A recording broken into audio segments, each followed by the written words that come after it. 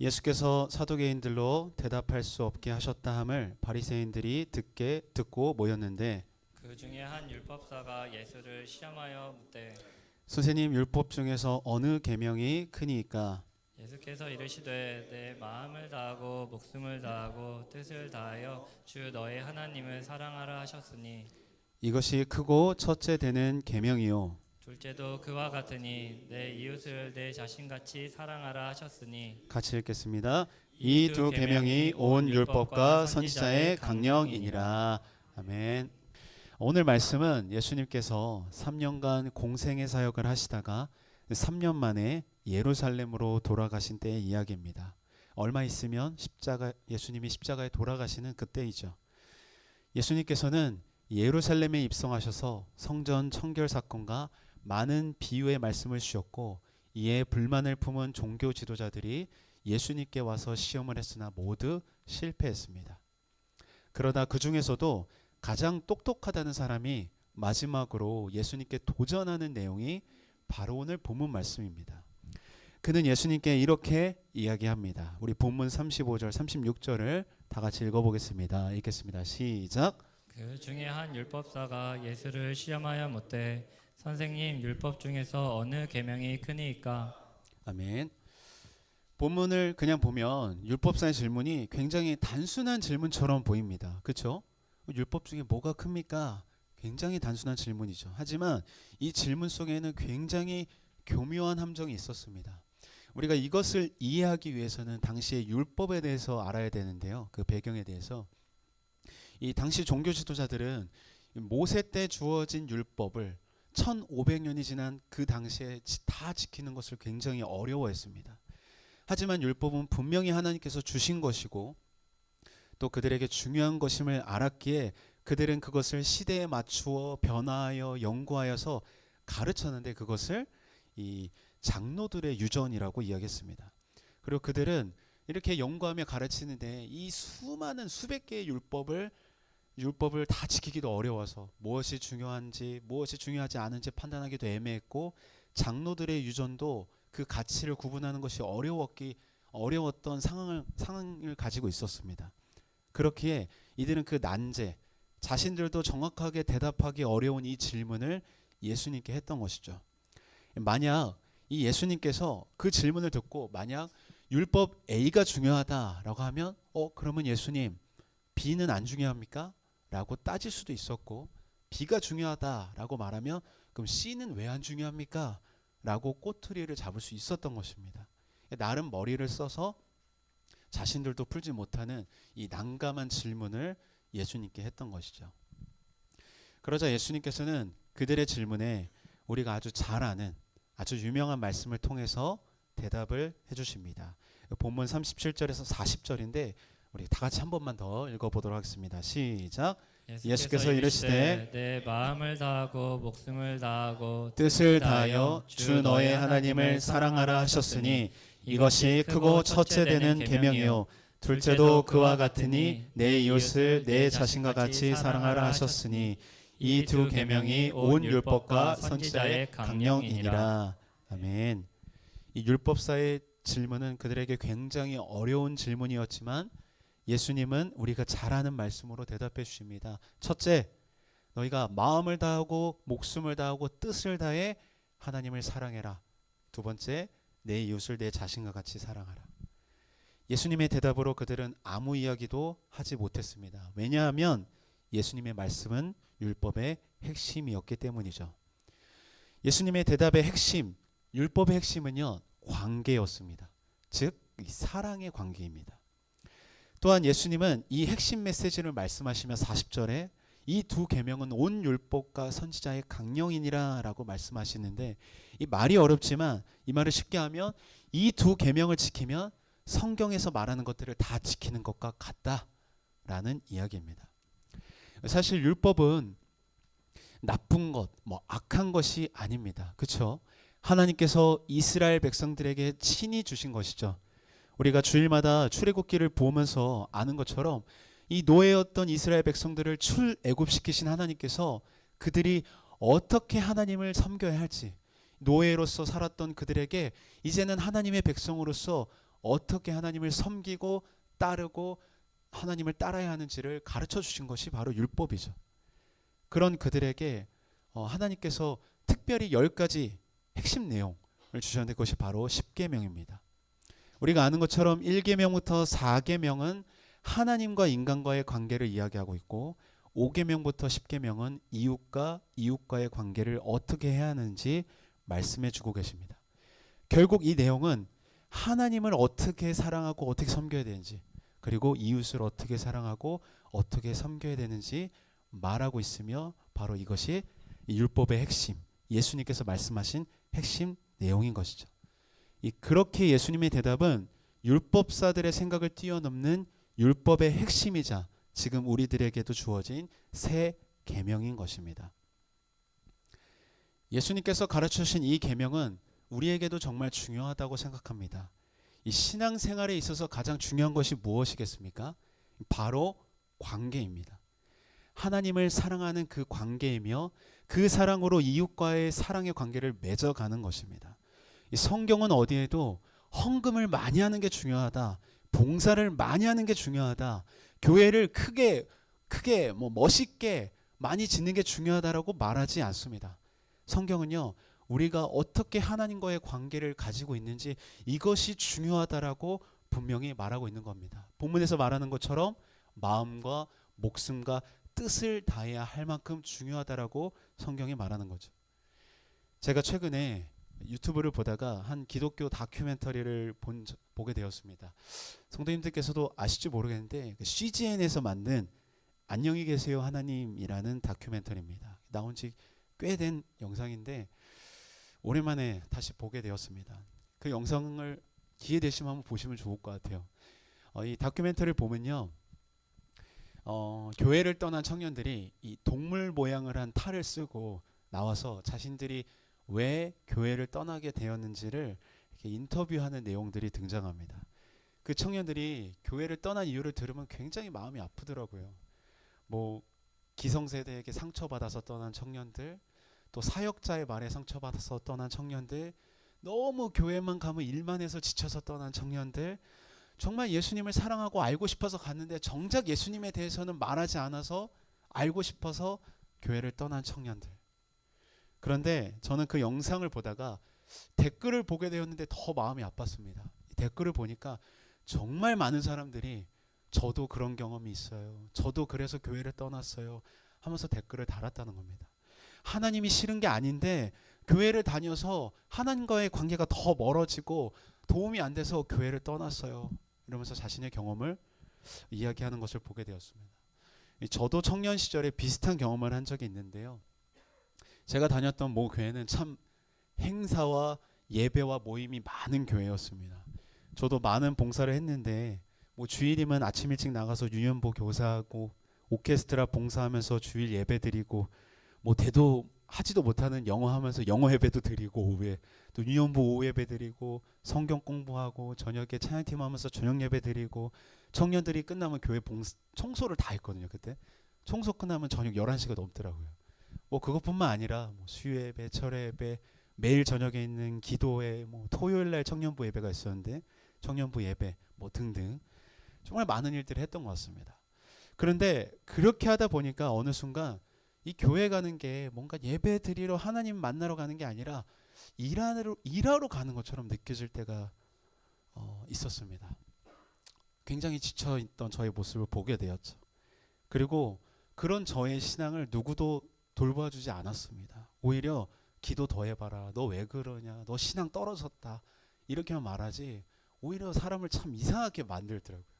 그래서 제가 기도하다가 이건 도저히 아니다 해서 조금 내려놓고 더 예배에 집중하고 하나님과의 관계를 먼저 세워야겠다라고 해서 봉사를 내려놨는데 이게 저에게 더 마음을 어렵게 했습니다. 저의 신앙을 먼저 돌아보는 것이 아니라 제가 봉사를 내려놓자 저의 담당 사역자는 저랑 인사도 잘 안 해주시고, 네. 그리고 사람들은 저를 굉장히 이렇게 신앙 떨어진 아이로 굉장히 쟤는 열심히 하다가 쟤는 왜 저러지? 약간 이렇게만 저를 보더라고요. 그 당시에도. 저는 진짜 예배를 회복하고 싶어서 하나님과의 관계를 먼저 회복하고 싶어서 내려놓은 건데 저의 그런 신앙, 저의 그런 마음을 누구도 먼저 돌아보지 않았던 것 같습니다. 저는 한국 교회에 이런 일들이 참 많을 거라고 생각합니다. 아마 여기 계시는 분들 중에서도 그런 경험을 해보신 분들도 계실지 모르겠습니다. 사랑하는 성도님들, 신앙생활에 있어서 정말 중요한 것은 봉사를 많이 하는 것보다, 헌금을 많이 하는 것보다, 회장이나 장로님이나 중직을 맡아서 하는 섬기는 것보다 바로 하나님과의 관계입니다. 하나님을 사랑하는 것입니다. 하나님과의 관계가 제대로 되어 있지 않다면, 하나님을 사랑하지 않고 하나님의 관계가 멀어져 있다면 그것은 이미 잘못 신앙생활하고 있는 것입니다. 그런 사람들에게 가장 중요시해야 할 것은 무엇이냐면 가장 먼저 하나님과의 관계를 회복하는 것입니다. 모든 신앙의 출발이 바로 그 하나님과의 관계에서부터 시작되기 때문이죠. 하나님을 사랑할 때 자발적으로 기쁨으로 헌신하여 봉사할 수 있는 것입니다. 하나님을 사랑할 때 작은 것이라도 내 시간과 물질을 주님 앞에 드릴 수 있는 것이죠. 하나님을 사랑할 때 누가 시키지 않아도 뜨겁게 찬양하고 예배 드릴 수 있는 것입니다. 저는 이것이 연애와도 굉장히 비슷한 부분이 있다고 생각하는데요. 우리가 연애할 때 누군가를 사랑할 때 그렇지 않습니까? 누가 시키지 않아도 그 사람을 위해서, 그 사람이 좋아할 걸 생각하면서 선물도 사고 꽃도 사고 내 시간도 내어서 헌신하고 봉사하고 헤어지면 더 만나고 싶고, 그런 것처럼 우리 신앙생활에서도 가장 중요한 것이 바로 그 관계, 하나님을 사랑하는 것이죠. 저는 이를 잘 보여주는 것이 요한복음 21장 말씀이라고 생각합니다. 요한복음 21장에는 예수님께서 십자가에서 죽으시고 예수님을 3번이나 부인하고 고향으로 돌아가 다시 물고기를 잡는 베드로의 모습이 등장합니다. 그때 예수님께서 다시 살아나셔서 베드로를 다시 주님의 사역자로 부르시기 위해서 그를 찾아가는데, 그때 예수님께서 베드로에게 뭐라고 말씀하실까요? 전 이거를 보면서 만약 내가 예수님이었다면, 야 너 베드로, 너 나를 위해서 죽을 수도 있다면서, 너 나를 위해서 평생 헌신할 수 있다면서, 너 지금 뭐 하는 거야? 너 지금 당장 그거 그만두고 나 따라와. 이렇게 말했을 것 같더라고요. 저 같았습니다. 근데 이 성경 말씀을 보니까요, 예수님께서 베드로에게 뭐라고 물어보셨냐면, 내가 나를 사랑하느냐? 내가 나를 사랑하느냐? 내가 나를 사랑하느냐? 이렇게 3번 물어보셨습니다. 그리고 베드로가 그 질문에 예 주님, 제가 주님을 사랑합니다 라고 대답할 때마다 주님은 내 양을 먹이라, 내 양을 치라, 내 양을 먹이라 라고 말씀하셨습니다. 예수님은 그를 책망하시며 그에게 사역부터 하게 하신 게 아니라 그가 진실로 주님을 사랑하는지 먼저 확인하신 후에 그 사랑의 확신 가운데 다시 주님을 위해서 사역하게 하셨던 것입니다. 사랑하는 성도님들, 모든 신앙생활에 있어서 가장 먼저 주님을 사랑하시기를 주님의 이름으로 축복합니다. 주님과의 관계를 다른 어떤 일 때문이라도 놓지 마시기 바랍니다. 그 주님과의 관계를 최우선순위로 오늘 말씀처럼 첫 번째로 세워가시는 성도님들이 되기를 축복합니다. 우리 옆에 분들하고 한번 이야기했으면 좋겠습니다. 주님을 사랑합시다. 네. 그렇다면 어떻게 우리가 주님을 사랑할 수 있을까요? 질문을 들으시고 이렇게 생각하실 수도 있을 것 같습니다. 그냥 사랑하면 되는 거 아니야? 그죠? 그냥 내가 의지를 가지고 주님 사랑하면 되는 거 아니야? 라고 생각할 수 있지만, 사실 우리가 주님을 사랑하는 것은요, 결코 쉬운 일이 아닙니다. 주님을 사랑해야겠다라고 생각했지만 당장 눈앞에 좋은 것들이 보이고 그것을 쫓다 보면, 세상에 너무 좋은 것이 많다 보면요, 그것들을 보면 주님을 사랑하기보다는 다른 것들을 더 쫓고 사랑할 때가 많다는 것이죠. 아까 우리가 찬양했던 아마따 가사에도 그런 것이 있죠. 세월에 묻혀 또 현실에 갇혀 그냥 있다가 잊혀 살다가도, 그냥 살다가도, 그렇게 살다 보면 주님을 사랑하는 것도 있고 그냥 살아가는 것이죠. 그렇다면 어떻게 우리가 주님을 마음과 뜻과 목숨을 다해 사랑할 수 있을까? 그 해답을 요한일서 4장 10절의 말씀은 이렇게 이야기합니다. 우리 같이 한번 읽어보도록 하겠습니다. 시작. 사랑은 여기 있으니 우리가 하나님을 사랑한 것이 아니요 하나님이 우리를 사랑하사 우리 죄를 속하기 위하여 화목 제물로 그 아들을 보내셨음이라. 아멘. 그 뒤에 있는 4장 19절의 말씀도 한번 읽겠습니다. 시작. 우리가 사랑함은 그가 먼저 우리를 사랑하셨습니다. 아멘. 우리가 주님을 사랑할 수 있는 가장 좋은 방법은요, 우리를 먼저 사랑하신 주님의 사랑으로 나를 채우는 것입니다. 주님의 사랑을 믿고 그 사랑을 더 깊이 있게 묵상하고 그 사랑으로 충만해지는 것입니다. 우리의 의지로 주님을 사랑해야지가 아니라 주님이 날 얼마나 사랑하시는지 그 사랑이 믿어지고 깨달아지고 은혜를 통해 그 사랑에 감격하고 감동하고 감사할 때 우리가 주님을 전심으로 사랑할 수 있게 되는 것입니다. 예를 한번 들어보겠습니다. 많은 사람들이 교회를 다니다가 진짜 주님을 사랑하고 주님을 따를 때가 언제일까요? 그냥 내가 주님을 사랑해야지 라고 대답했을 때일까요? 아니요.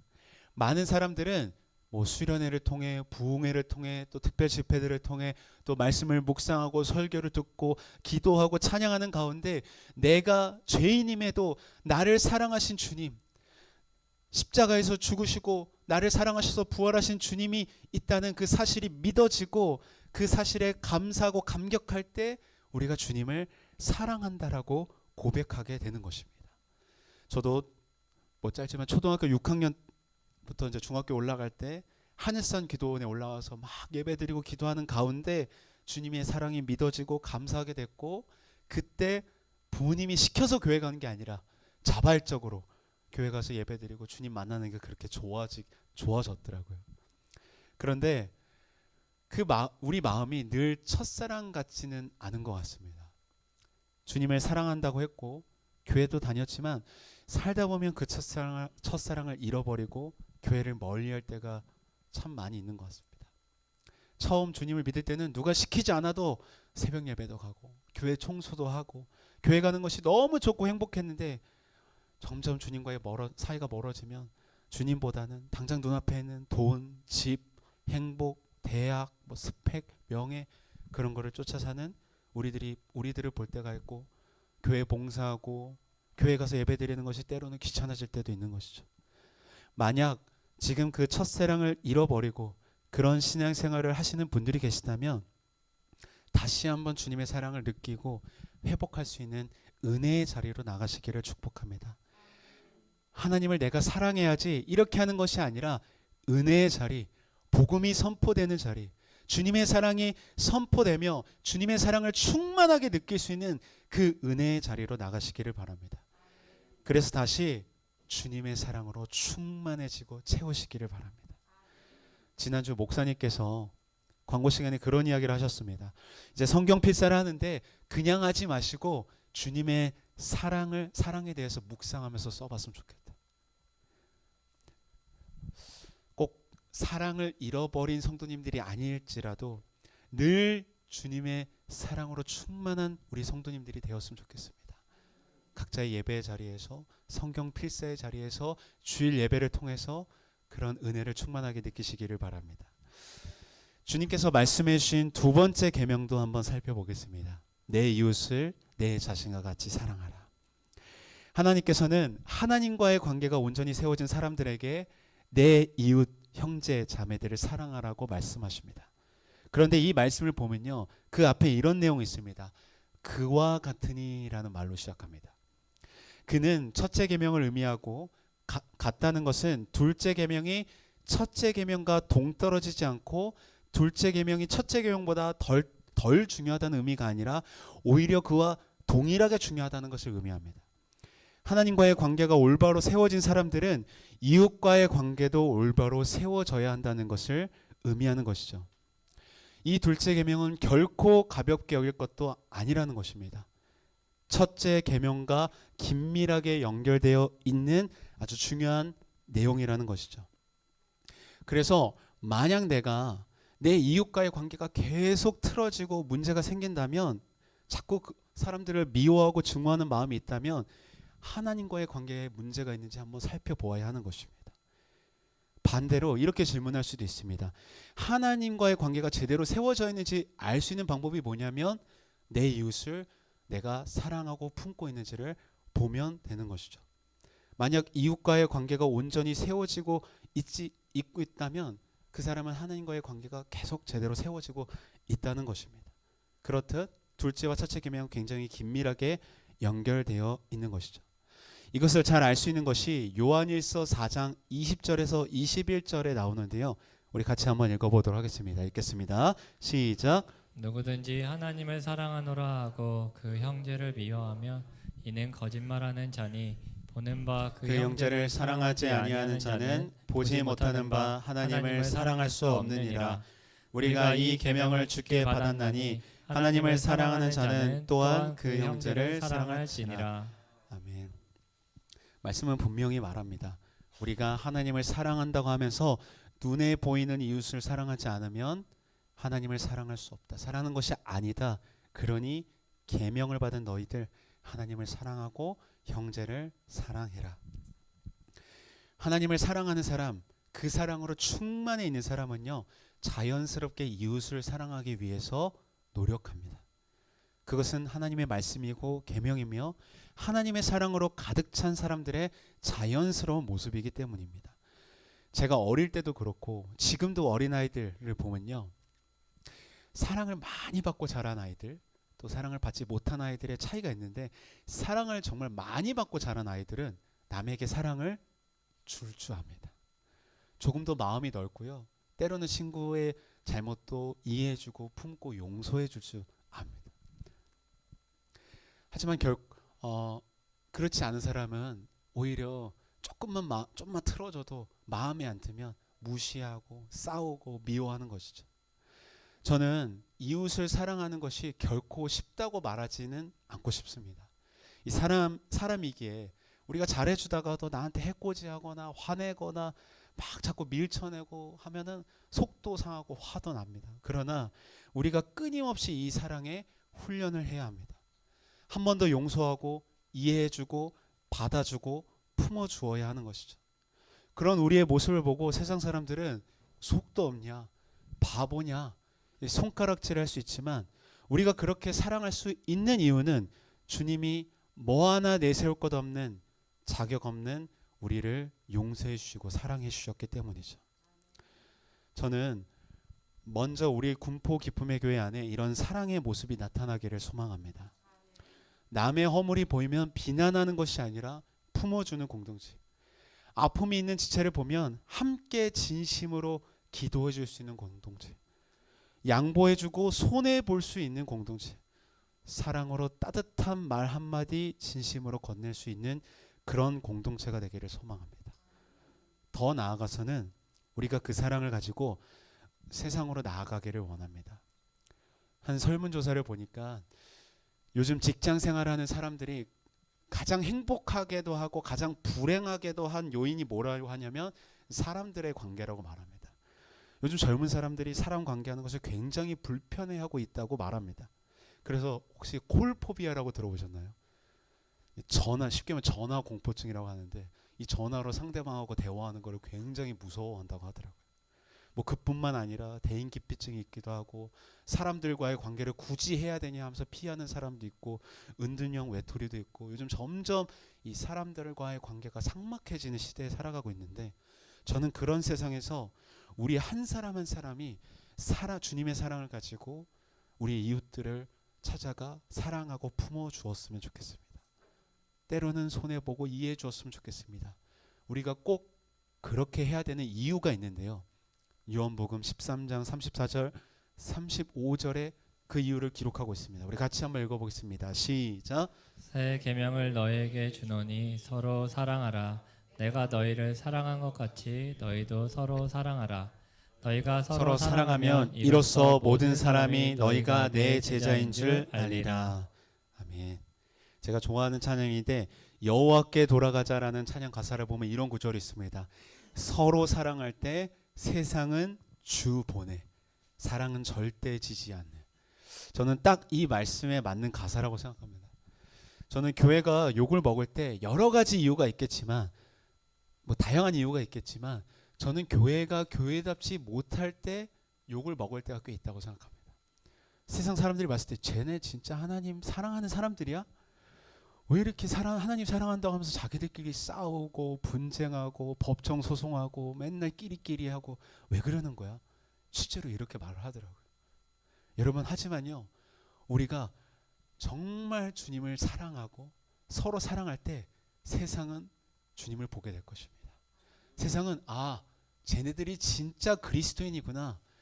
쟤네들이 참 주님의 제자구나 라고 알게 될 것입니다.